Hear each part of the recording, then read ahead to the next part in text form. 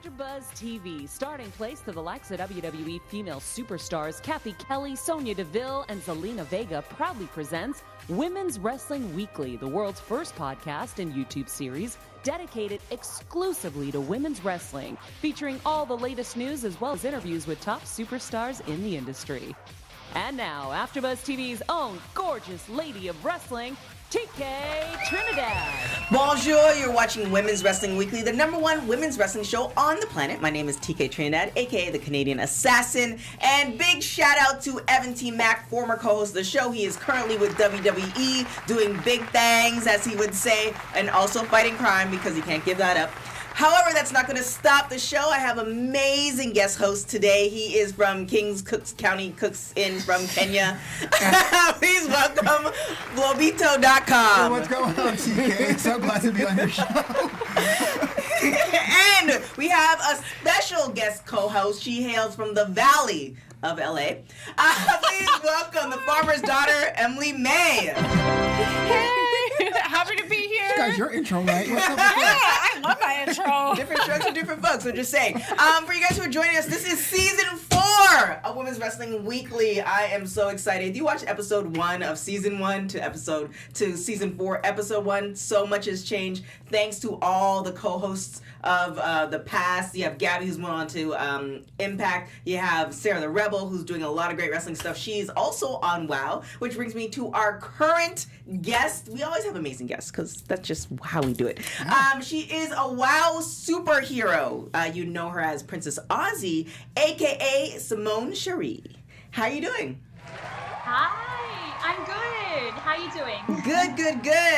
So kind of let's get into it. Unfortunately, I didn't get to see WOW this last time around. I saw WOW the very first time, I think this time last year. And yeah. Yeah, so I saw the whole Princess Aussie thing, and I was like, okay, this is different. I like it. I like the whole setup of everything. Let's kind of go to the very beginning. How did you become a wrestler? What kind of made you want to become a wrestler? Oh, yeah. So I, along with most other pro wrestlers, watched it pretty religiously growing up. And, you know, it was kind of one of those things where my sister, my stepsister and I, we would do like chores around the house and everything to kind of, you know, have our parents get the pay-per-view for us to watch growing up. Really big fan. There really wasn't a lot around back in Australia back then in terms of like wrestling schools and stuff. It never really crossed my mind that, oh, I can actually wrestle. I can actually be a pro wrestler. Mm-hmm. It was kind of just a love and a passion that I had, and, you know, just to watch kind of thing. I grew up doing Muay Thai when I was younger. Nice. So, well, obviously, growing up means you're younger. Doing Muay Thai, and eventually kind of transitioned into boxing. And I moved out to LA. It's going to be 5 years in December. And I was actually at my boxing ring, at my boxing gym, and a couple of pro wrestlers walked in, and we ended up just kind of chatting, and they kind of planted the seed in my head. They were just, you know, they're just like, have you ever thought about doing pro wrestling? Like, you know, you're athletic. You obviously love like the physical, the aggression side of pro wrestling, and and all of that. And, you know, they said you have a good look, etc. So I kind of was just like, oh, and then literally from that moment, on that day at my boxing gym onwards, I just couldn't stop thinking about it. Later on that night, I looked up wrestling schools and just, you know, just thought, why not? Pop it into Google, and a bunch of wrestling schools popped up, and I was like, oh my God. And, you know, I started looking around, looking at any reviews and all of that, and I came across Santino Bros, which was kind of the highest rated. And I kind of didn't know what to expect. I just, at that time, I was boxing every day, and I was working, I managed an all-female activewear brand. Oh, nice. So life was really crazy. I had like 42 retail stores, so it was just from 6 a.m. in the morning until like last store closed at 11 p.m. at night. And I just kind of took a chance. I showed up one day. They had like a camp thing, and I showed up one day, just paid ahead of time for for the term, and just hoped that I could keep up, kind of thing. Nice. Didn't know what to expect. First day, it was brutal.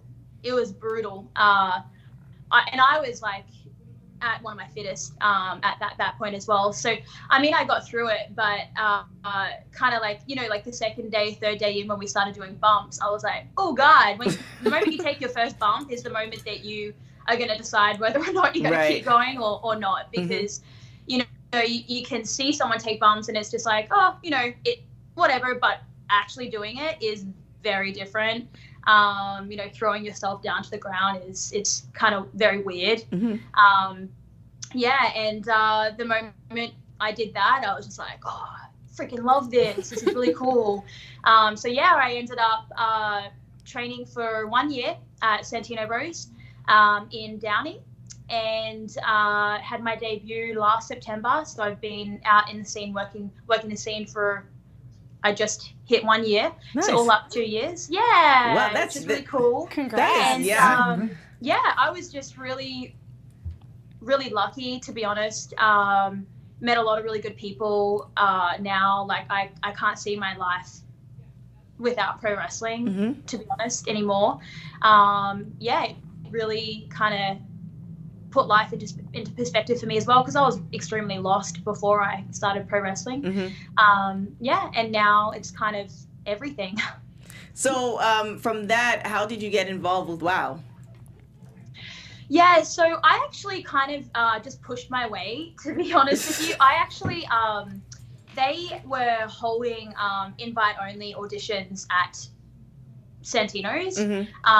They just, I guess they hired the ring, and and it was an invitation, and I was actually training in, they have multiple rings, and I was training in one just down a little bit, and I was kind of like, oh, what's going on? And I asked the owner what was happening, and basically just kind of pushed my way in, rocked up inside there, and kind of just gave them my name, act like it was I was totally meant to be there, and I was invited. That's when I met David McLean. He came along to the audition. And it was my first audition in pro wrestling. Oh, wow. I had done a lot of auditions back in the day, so I kind of knew a little bit how to just make it roll, like somehow. But yeah, it was nerve-wracking. We had to get in there, do a promo, all of that, roll around. But yeah, it was fun.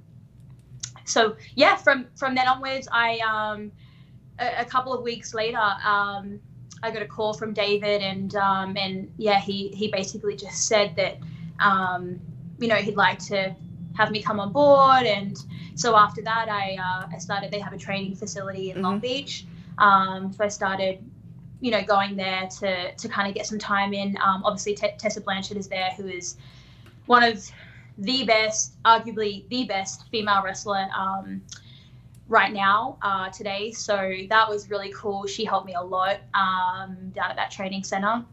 And kind of the rest is history. You went to the first season. Princess Aussie has changed a lot since then. Nice. Yeah. So how did that concept come? Obviously people can't tell you're Australian. So, I mean, it's obvious, but just in case you didn't know. Surprise! But how did the concept of, at that, well, you said it's changed quite a bit, but the one I saw was you had the dancers, and I think we had David on the show, and he was telling me the story behind that. Has that changed a little? And how did the origin story come about? Yes. So Princess Aussie's character has definitely changed a little since the original, when she first debuted in season 1. You'll have to tune in to see, but in really, really cool, weird ways. Weird is the right word there, and you'll understand later on. But when Princess Aussie first debuted, it really came off a backstory. So one time, we were just it was after training at WOW, and we were all just having dinner together, and it was the first time that I had kind of like hung out with the girls, and David was there, Selena, who is one of the main trainers, obviously Bambi, and we just kind of got talking, and this is before Princess Aussie had even you know, the character or anything. Like we didn't know where they didn't know where they were going with it or anything. And we just started talking and just kind of telling them a little bit about me. And when I was younger, I actually was bullied. I was in a situation where, and I mean, I talk about it often now because I think it's something to talk about. I had some situations when I was younger, and not just me, but I saw a lot as well. And that kind of led me into learning how to fight, just how to protect myself. And my mom started putting me in classes, and I really leant towards Muay Thai and really kind of fell in love with that. But there was one day where we were on the bus to school, and this same girl, I was sitting at the very back, and she was just a couple of seats in front of me, and she actually got scissors out, and she grabbed one of my friends had beautiful long hair, and it was her thing, and she grabbed her hair and cut a big chunk out of her hair right in front of everyone on the bus. And the girl, like my friend, she kind of sat there and she knew what had just happened, and she just started crying, but she was too scared to do anything. She didn't look around. She just kind of acted like it never happened, kind of thing. And so once the bus stopped, I kind of walked ahead of everyone and kind of helped take her away from the situation and took her to the side. And she she started breaking down, and she was just horrified and all of that. Traumatic. And this is someone who had been picked on a lot, so this was very minimal compared to but it was her hair. And and so I just kind of comforted her a little bit, and then the girl who just cut her hair went and stayed a little bit.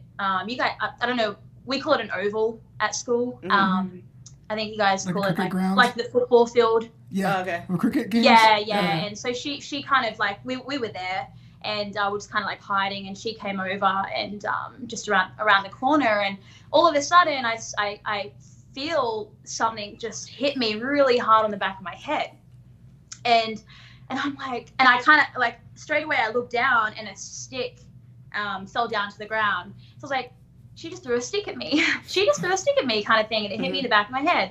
I'm going to ignore it, Again, another stick is thrown, and it hits me in the back, and then another one, and it just kind of kept going. And so there was a part of me, like, at that point, that was I just clicked, and I turned into this person who I had never seen before. She'd never come out of me before, kind of thing. And I picked the stick up, and I just turned around, and I just started running at her. And I think my face, like I think I just looked scary. I don't know, but I just had a mission. I don't know, something clicked in me, and she literally started running from me. She just started running, and I started running after her. And that was the first time that anyone had ever, like, parents had put in complaints about this person. Numerous girls had been hurt, had been taken out of school. Parents had made them change schools. And I ran after her. And once everyone kind of noticed her getting chased, everyone followed me. She went and hid into the bathroom. It was this big thing. And everyone helped. Like, we scared her. We ripped the door off the hinge in the stool that she was hiding in. Right. And she was, up hiding, and and it's not something that I'm proud of, but it was a life-changing thing after that. That was the first time I'd ever stuck up for myself. And that was the first time anyone had ever stuck up for her. Like, I didn't just stick up for myself, I stuck up for everyone else who had she had ruined lives of for years. So after that, it was this big thing, and she was taking me to court. Oh, wow. And because I punched her and hurt her, and she took me to court, and basically from there, the entire school got behind me. Everyone's parents, every person, and they basically just were like, started putting in, complaints about her and started talking about all the things this girl had done to them and everything. And they ended up dropping the charges, and she ended up moving schools, and she never picked on anyone. She still lived in the neighborhood, but she just kind of avoided everyone and never talked to any of us again. So back to Princess Aussie, I was talking about that story. And at that time, like I was kind of like, as I mentioned, pro wrestling was something that I found when I was lost. I didn't really know where I was going and what I wanted to do. So when I was telling that story, it did get me, like, I was emotional about it. And, not just because not because it's sad, but because I was proud of myself. And the first thing my mum said to me when we got that call was, "You go, girl." Like when school called her saying, "You have to come pick your daughter up. She's suspended. She can't come to school tomorrow," kind of thing. She was like, good on you, kind of thing, because she knew all the stories and she'd seen me the way I'd come home.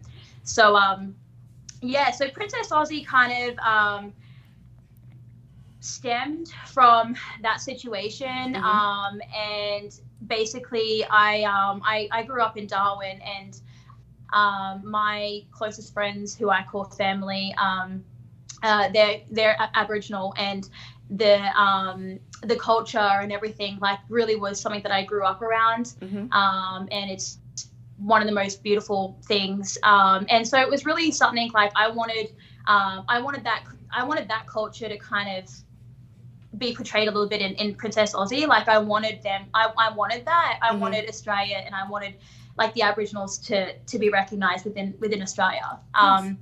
So it kind of like stemmed from that. With characters and all of that, it really just it's hard to really grasp something. But that's kind of where it came from. Oh, nice. That makes sense. That's great. I can only imagine when you told your network, your friends, your family, like, look, this is my new path now. I'm no longer lost. Was was there some outpouring of support? Was it like, are you crazy? What was that? It was mixed.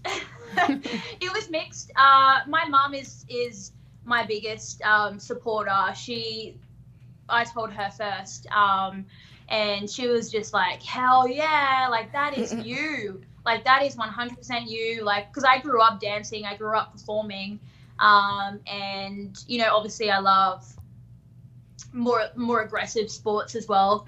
And she knows me so well, and she saw me, like, I was such a fan growing up. So was she. So she was just like, hell yeah, you're that's so what you're supposed to do. There are friends who are just like, really? Like, but do you really think that you're gonna do well at it? Like, blah, blah, blah. Kind of one of those things. But I mean, pretty quickly after they saw me or have seen me wrestle, it's more of they're proud of me and they're happy for me. And it's kind of a different story now that I've started doing things with it. So you have that's an amazing story and amazing background, and thank you so much for sharing that, because I think there's so many, not just women wrestlers, but just women in general that that go through similar situations, and that's so important to hear that you stood up for people that need it the most.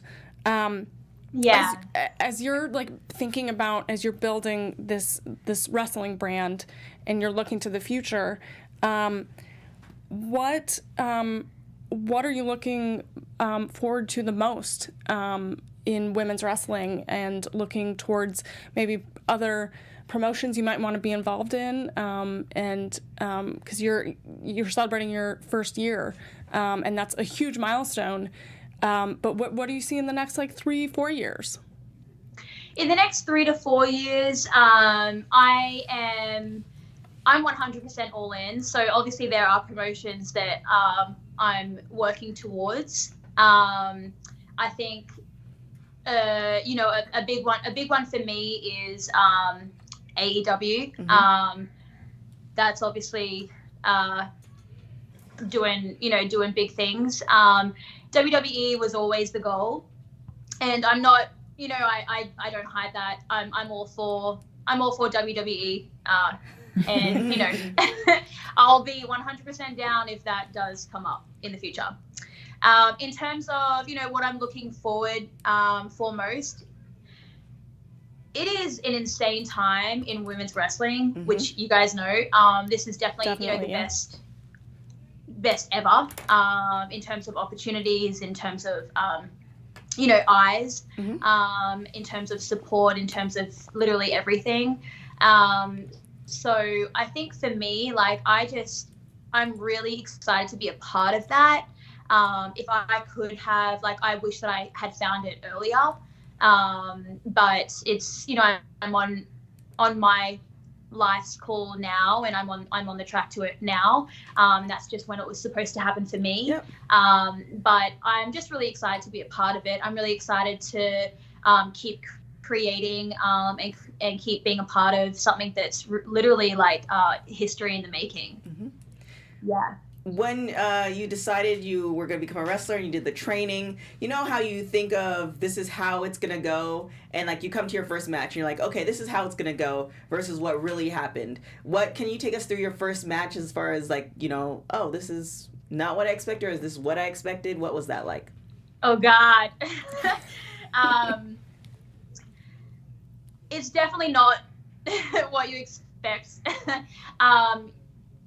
My first match, like, so at Santino's, they're really good at, we do a lot of like open ring and just like calling stuff on the fly, obviously with, you know, wrestling.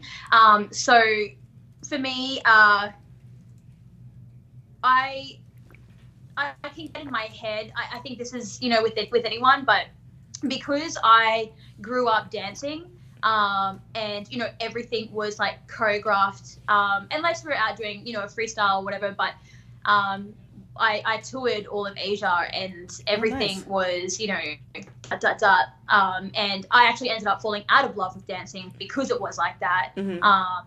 And so then going into boxing, where everything's really small, everything is, you know, kind of within this area.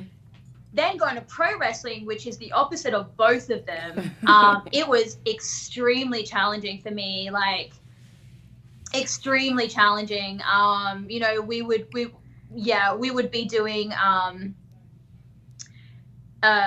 drills and stuff like that, where you just, you know, like you've just got someone running the ropes and you're in between, and everything is on the fly. You're having to react and all of that. So like doing those types of drills, I was like, this is going to be challenging. Like, for me, like, and I'm waiting, like they're coming at me and I'm just standing there like I'm about to punch them, like, in kind of thing. Like they're like, oh, so when it came to my first match, I had focused a lot on like those types of things. The things I struggled with, a lot of people didn't struggle with, but I didn't struggle with a lot of things that they did struggle with. So I kind of, it's just like everyone's different. But when it came to my first match, I was so in my head. I was just like thinking over and over again, like I had no idea how it was going to go, like anything. And I almost cost the match, to be honest. And it was a three-way. It was actually a 2-on-1. My first match was with Viva Van and Heather Monroe. Oh, nice. It was them two against me. Wow. So not only did I didn't have a singles match for my debut, I had you know, there were three of us in there. So yeah, I mean, it was like a minute and a half in, and I almost missed a pin, and it was almost over a minute and a half in. And, you know, we had like a 15-minute match that we could, you know, so, you know, it's like things happen. I didn't miss it, obviously, but, yeah, it definitely, I was really proud of myself after it happened. Like, it's such a big, like, life event. I know it sounds, it's just like, oh, it's just a match kind of thing. But, you know, for me, like, I cared, like, you know, I had given up a lot to wrestle, as a lot of wrestlers did or do. So it was kind of like it was in my head, it was like, this is it kind of thing. Can't mess up, can't da-da-da, you know. So you kind of just, my heart was pretty, you know, it was racing pretty fast. But I got through it. I did really well for my first match. yeah, and I kind of just, you have to get that out the way. Once you get that out the way, you kind of just start finding yourself.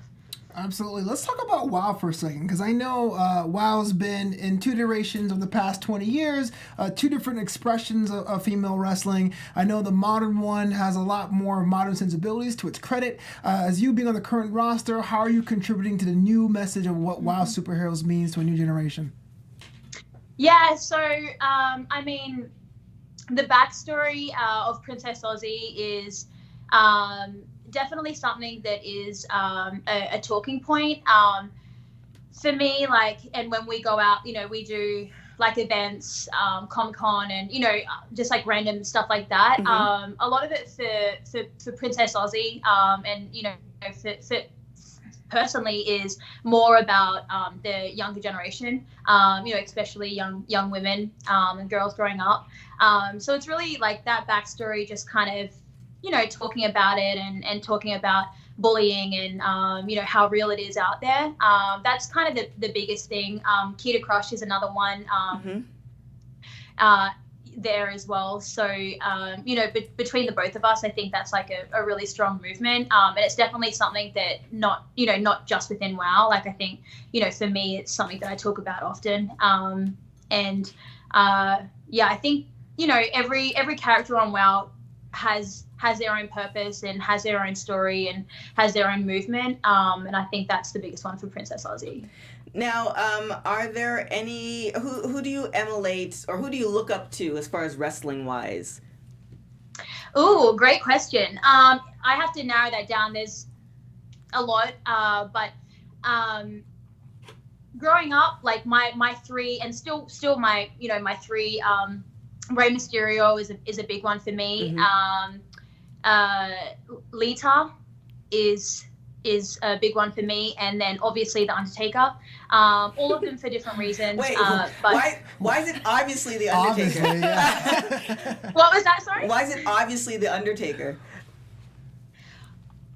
I mean, like, yes, he's a great. I'm not taking away like in terms of storytelling. Okay. Like, The entrance. literally, like this guy can. You don't even need to watch a match, to be honest. Like, from him walking out is done. Like, it's, you know, it's literally like, you know, my favorite thing about wrestling is seeing reactions. Like, for me, being able to create a feeling inside of another human is like really cool. Okay. And that's really special, you know. Like, there's been times, you know, where you know, anyone, like, we'll do something and we'll look out to the crowd and, like, literally they're just, like, having so much fun and they're so entertained or whatever. Or maybe it's, you know, something where, you know, if someone turns or whatever, and just, like, creating those reactions is just, like, the coolest thing. You see fans crying, you see them getting emotional, all of that. I think, you know, the Undertaker is just, like, from him walking out to just, you know, walking into the ring, there's so much going on in people's heads, like the energy, the atmosphere, like everything. You know, for someone to be able to do that to, you know, how many people are we talking here? Okay.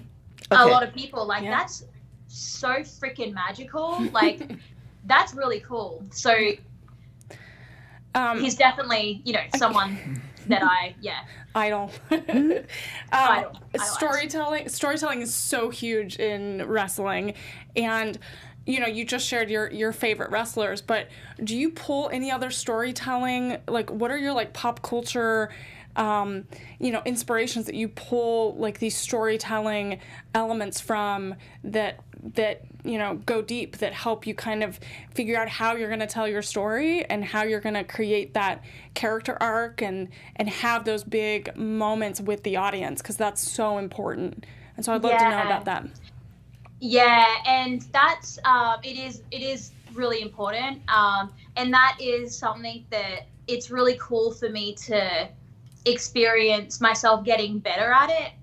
When I first started wrestling, like, in other ways, like outside of wrestling, I had to kind of create storytelling like back when I was dancing and I was choreographing, or back when I was managing, over 300 women.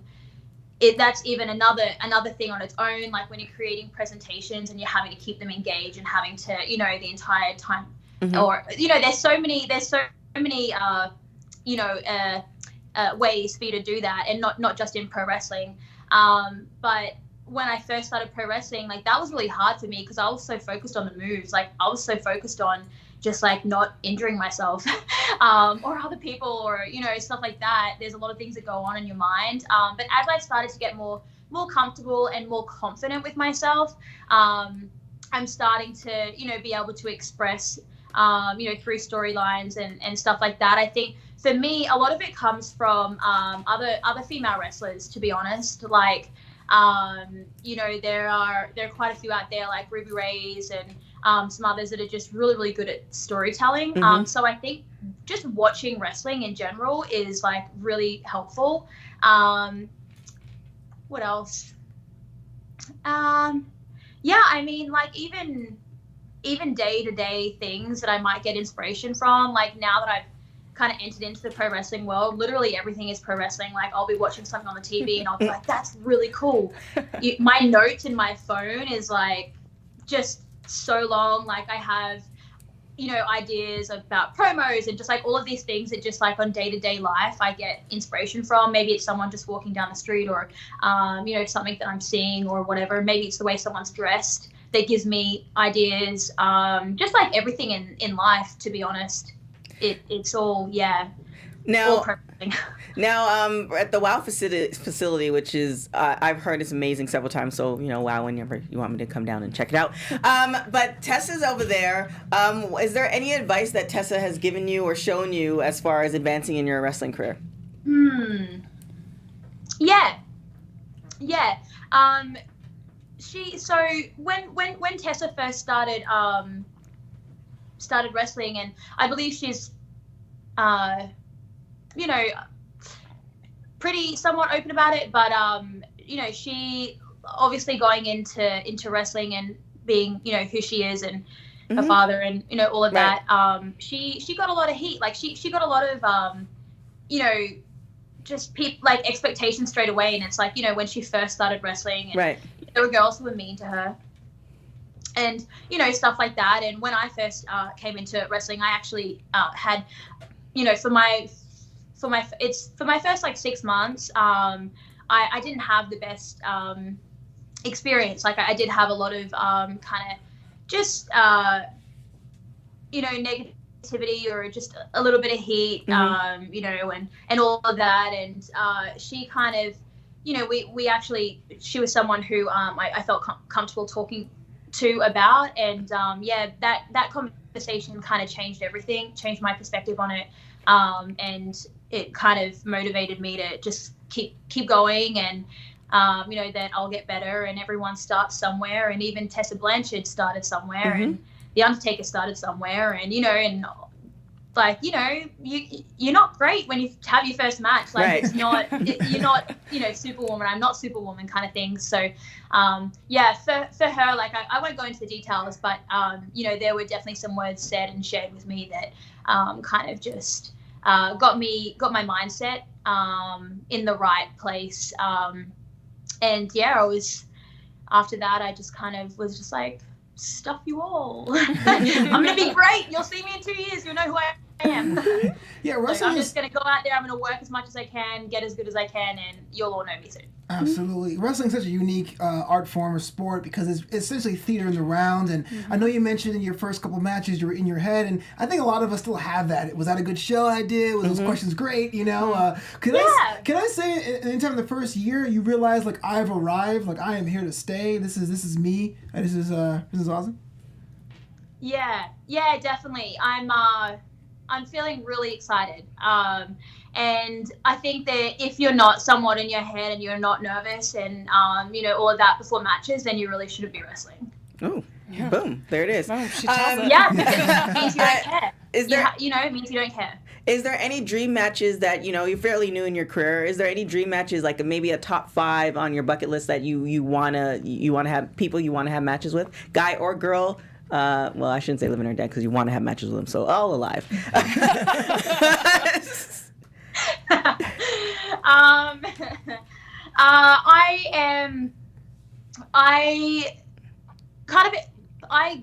When I started wrestling, like I mainly wrestled guys, and I love wrestling men and women. I think it makes me better, and you know, everyone wrestles differently, so it's all about just kind of, you know, putting in the work and you get better with everyone you wrestle and all of that. I think, you know, I definitely want to wrestle Tessa at some point. Maybe one day at WOW. We'll see.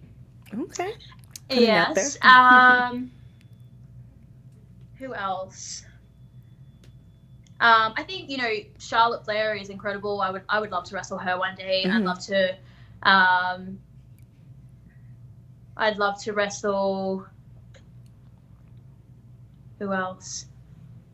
You put me on the spot here. There's a lot of people, but it's hard kind of just pinpointing. Right. There's so many names. Yeah. It's like, oh. Well, I mean, those are two really good ones, though. Yeah. So we can leave it at that. However, that leads us to rapid hot tags. Women's Wrestling Rapid Hot Tags. So I'm going to give you a question. You're going to say whatever comes to the top of your mind. So always early or always late? Always early or always late? Always late. What is the one thing you love about yourself? I love my positivity. Nice. Dream dinner or guest, dead or alive? Michael Jackson. Ooh, that's a good one. Oh, and Prince. And Prince. Same time. Together, at the same time, together? yeah. I think they had beef, but I don't know. Last show you binge watched? Bachelor in Paradise. Nice. If you were a crayon, what color would you be? I'd be purple. And if you can listen to one album for the rest of your life, what would it be? Oh, God. I feel a lot of pressure right now. Hot tag. Either one of Prince's or, you know what, Beyonce. Any one of them. All right, we'll take it. Yeah, Beyonce. Probably Lemonade, because that just takes you through all the emotions. Yeah. Wow. Thank you so much for joining us. Where can people find you? You can find me on Instagram, Twitter, or Facebook. It's going to be Simone Sherie, S-I-M for Mary O, Sherie, S-H-E-R-I-E, on Twitter or Instagram, or Facebook, Simone Sherie, S-I-M-O-N-E, Sherie, S-H-E-R-I-E. And then the dates for WOW and the air dates for WOW, have they announced that yet?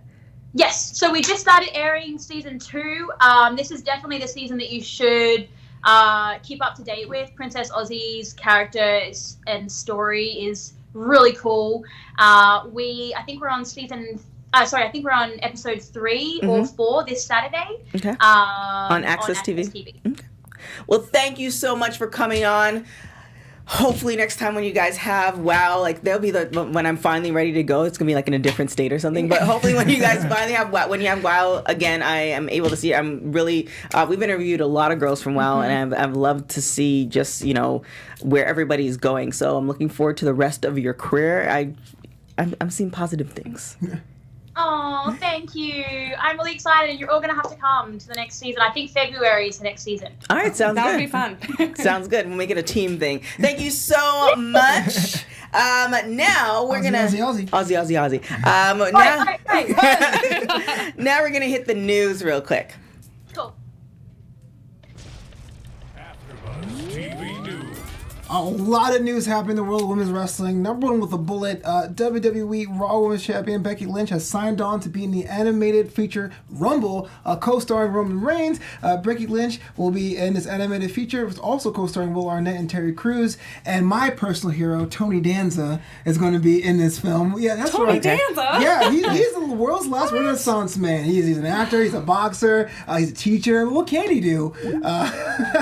Coming in 2020, Rumble is set in the world where monster wrestling is actually real, and the main character by the name of Winnie is trying to train this underdog-like monster to be the next champion. So Is it like $1 Million Baby or something like that? Well, I hope it's like a lot But more there's lighthearted. robots? Are there robots? No, they're monsters. It's like Monster, Pokemon meets Pokemon. real steel. Like Okay, you're actually okay. like Pikachu, I Okay. choose you. So Becky Lynch is got their voice in Pikachu, there. I choose you. And Okay. it's Yeah. animated, right? It's 'Cause animated, Paramount yeah. studio Oh, animation. okay. Yeah, it's All for right. sure. So- In partnership with Paramount. So I like Becky's voice. I think she would totally lend herself to a very cool animated character. What do you guys think? Yeah, and I mean, Becky can do no wrong right now. She Right. could She's Yeah, there's so much. She has that ESPN commercial. I know everybody's really not big into commercials, but I was actually like watching like TV for real today. Like a For real, the- like a real television? Yeah. like a real television on real cable for the first time in like years. Yeah. And I'm like, oh my God, it's Becky Lynch on ESPN because, you know, you have an ESPN background while Yeah, yeah. cleaning. That's just what you do. So like, congratulations to her. She's been doing amazing. She was Becky Two Belts. She still has the belt. She has the commercial. She's engaged. She's living her best life. she's living her she Yeah. totally is living her best life. So I think that's only, you know, there's definitely a lot more that's going to be coming her way. And so the buildup is real. and I'm excited to see what other movies WWE Studios is going to be coming out with. Yeah, This I mean, year. they've been around for a long time. Yeah. But But you they're gotta keep trying. Keep switching trying. up a bit. Yeah. Moving on, Maurice and The Miz welcome their second child. So congratulations to Maurice. Madison Jade Mizanin was born the 20th of September at 8:02 a.m. at 7 pounds 15 ounces. That is a big Damn. baby. That's a huge 7 baby. pounds? That's a little nugget. Yeah, is it? Yeah, that's a little nugget. Okay, I think. I was Okay. like, I was 8 and change, but I don't have no idea. You were 8 and change. I was 8 and change, you know, I was a heavyweight. Mother and daughter are doing well. That's number 2 for them. So congratulations on that. Great, yeah. Yeah, it's nice to see, you know, couples, wrestling couples, TV couples, just couples in general, like showing. I covered their show for AfterBuzz. I think the first 2 seasons, maybe 3. I don't know. But seeing love. Yeah. Yeah. And seeing, you know, really like committed relationships. Yeah. So, you know, congratulations to them. Beautiful thing. Yeah, kids. How about that? Moving on. Diva what Dirt that reports that Scottish wrestling talent Viper, a.k.a. Piper Niven, has a big announcement. She went to social media on September 23rd to announce to the world that she is bisexual on Bi-Visibility Day. Diva Dirt reports on Bi-Visibility Day, also known as International Celebrate Bisexuality Day, is taking place in 1999. It's a day where people can express themselves within the community and its culture, and Piper Niven took the opportunity to step up to be recognized. This important day is just weeks before National Coming Out Day in the U.S., which is October 11th. So congratulations to Piper Niven. Yeah, congratulations. She's had a she's having an amazing career. I believe she signed with NXT. NXT UK. UK. Yeah. We saw her in Mae Young, 2 seasons Yeah, ago or 2 something like that. seasons ago. They should bring back Mae Young, but you know, They it's all should. nothing. I was wearing the shirt. Yeah. Piper always tends to break down barriers, and this is another one for her. So congratulations to that. Yeah, amazing wrestler. And finally tonight, Lisa Marie Varon is a champion in her last match, a.k.a. Tara, a.k.a. Victoria, one of the OGs, is actually hanging up her boots. This comes from Squared Circle Sirens. TNA's Tara, a.k.a. Victoria, will wrestle her retirement match against Melina Perez, the Melina. And this match, she defeated her, became the first ever, quote, Masters of the Ring women's champion, a belt that Terry Runnels presented her with. So congratulations on a storied career, Miss Victoria. Nice, congratulations. We need to get her on the show. So here's what you do. If you're watching the show, just tag her, because I think I have hit her up, or somebody's hit her up. But I Social just tag media her. or in person? Like, Well, yeah, you can tag her in person, not just softly. hey, do the show. Just tag Tag her in person, and then hit her up on social media. Let her know we want her on the show. It's one of those things where, you know, if you're not familiar with us, even though you should be, because we are the #1 women's wrestling show on the planet. You know, we're a platform for all women who are starting their career to who are retired or allegedly retired, or maybe sometimes retired. You're going to see next week what I'm talking about. But yeah. We're all about it. That's a tease, y'all. I know, right? Now let's get into the star of the week real quick. Pro Wrestling Star of the Week.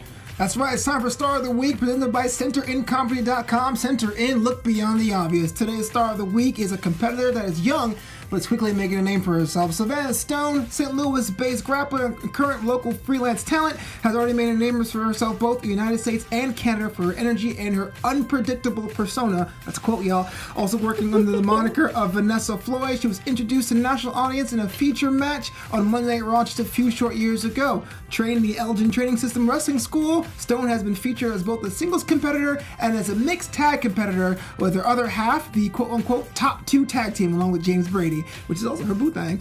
Coming up on September 28th, Stone will be wrestling at the Primetime Pro Wrestling Embassy Row event in Washington, D.C. Her effort in continuing to climb the ranks of women's wrestling is the reason why she is this week's Star of the Week. Love it. Thank you so much, Flobito. Yeah. Thank you guys for watching. Without you guys, we wouldn't be the #1 women's wrestling show on the planet. If you're watching us on YouTube Live, make sure you hit us on the chat. We appreciate it. We appreciate the questions. I think Shockwave was on there. Oh, yeah, Shockwave. We appreciate the questions, all that good stuff. And if you are not subscribed, hit that subscribe button on AfterBuzz Wrestling and Sports. If you're listening to us on iTunes, Spotify, all that good stuff, give us 5 stars because that's the only thing we accept. 5 stars all the time. 5 stars all the time, because that is how you make us the #1 women's wrestling show on the planet. And we are at AfterBuzz TV, the ESPN of TV talk. Now, Flobito.com, where can people find you? They can find me on Twitter at Flobo Boyce, on Instagram at Flobito, and of course, Flobito.com. The Kings County cook kid from Kenya. There's no cooks in Kenya.